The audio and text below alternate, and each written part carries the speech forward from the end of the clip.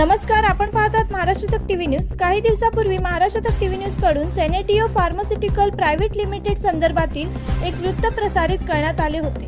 त्या वृत्तामध्ये कंपनीच्या तक्रार निवारण पद्धतीबाबत आणि संवाद व्यवस्थेबाबत काही प्रश्न उपस्थित करण्यात आले होते। या संपूर्ण प्रकरणासंदर्भात आता महाराष्ट्र तक टीव्ही न्यूज कडून एक महत्त्वपूर्ण स्पष्टीकरण देण्यात येत आहे।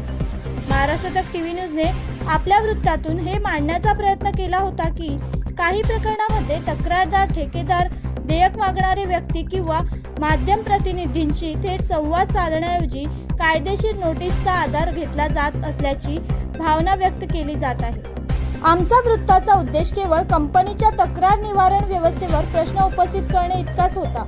आम्ही हे स्पष्ट करून इच्छितो की कोणत्याही अधिव्यक्तीच्या व्यावसायिक कार्यपद्धतीवर किंवा त्याच्या भूमिकेवर प्रश्न उपस्थित करण्याचा महाराष्ट्र तक टीव्ही न्यूजचा कोणताही हेतू नव्हता।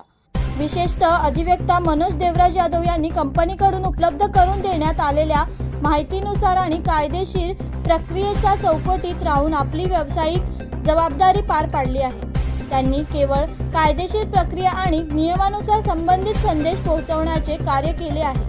वृत्त प्रसारित करताना संबंधित अधिव्यक्त्यांची ओळख पूर्णपणे ब्लर करण्यात आली नव्हती।